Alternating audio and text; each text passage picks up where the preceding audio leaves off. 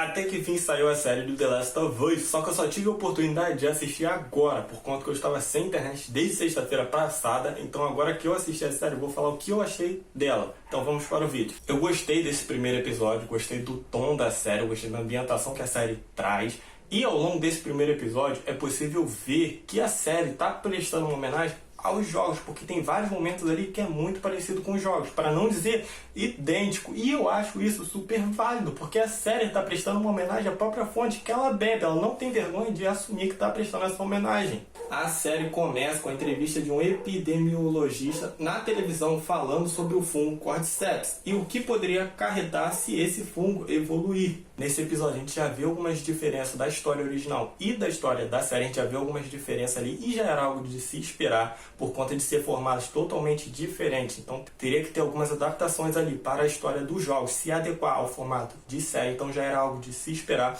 E eu também não vejo nenhum problema, porque assim também traz algumas inovações para uma história que a gente já conhecia. Inclusive o criador dos jogos falou em algumas entrevistas que teria algumas modificações em comparação à história dos jogos à da série, teria algumas mudanças ali, e como eu falei, eu não vejo nenhum problema, desde que não estrague a história, igual as adaptações de Resident Evil faz, eu não vejo nenhum problema em mudar algumas coisas ali, traz até inovação para quem já viu a série. No episódio a gente vê a vida do Joel antes de acontecer a proliferação do fungo, a vida dele de um pai de família solteiro, a relação dele com a sua filha Sarah e principalmente com seu irmão Tommy. Aqui a gente tem um pouco mais de desenvolvimento, tempo de tela desses personagens. Antes de acontecer o ataque dos fungos, antes de acontecer essa proliferação, principalmente da Sarah, a gente vê um pouco mais de tempo de tela dessa personagem. E a forma que as cenas são conduzidas quando acontece a grande proliferação, quando começa a acontecer os ataques ali, o caos que acontece na cidade, os personagens tentando fugir, é igualzinho aos jogos, principalmente o grande desfecho que é a morte da Sarah. É muito igual aos jogos, inclusive a morte da Sarah é muito emocionante, é o ponto mais alto desse episódio. E a morte da filha do Joe ali é como se acabasse a esperança dele ali de vez. A luz que tinha na vida dele acaba simplesmente naquele momento. Depois disso acontece uma passagem de tempo de 20 anos onde a gente vê que aconteceu um apocalipse, onde a sociedade simplesmente agora vive em comunidades, o governo simplesmente caiu, os militares tomaram tudo, então eles vivem em uma ditadura militar comandada pela Fedra.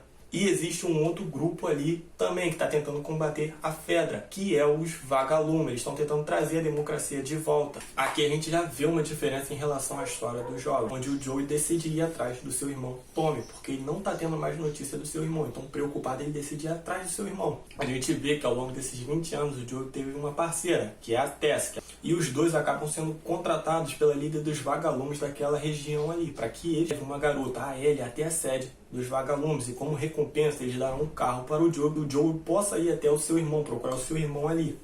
Então o Joey e a Tessa embarcam nessa jornada para levar a Ellie até a sede dos vagalumes, e a Ellie é muito importante porque ela é imune ao fungo Cordyceps. A Ellie está infectada pelo fungo Cordyceps, só que ele não se desenvolveu nela, então ela é a chave para a cura dessa praga. Tem um determinado momento nesse episódio ali que o Joey vê uma frase escrita em um muro: quando você estiver na escuridão, procure a luz, e isso reflete perfeitamente esse personagem, que desde a morte da sua filha, ele está imerso na escuridão, ele está sem esperança.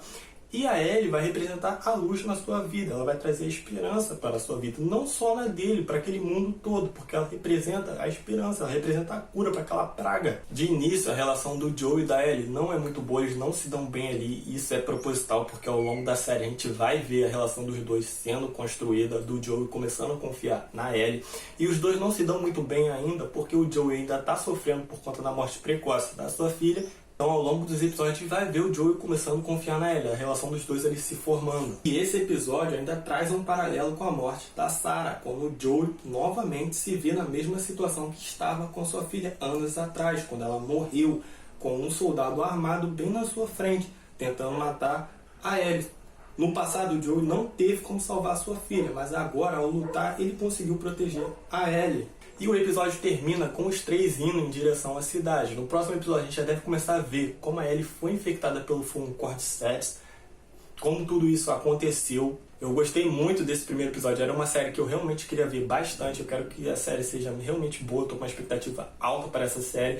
E pessoal, o vídeo vai terminar por aqui, até uma próxima, tchau!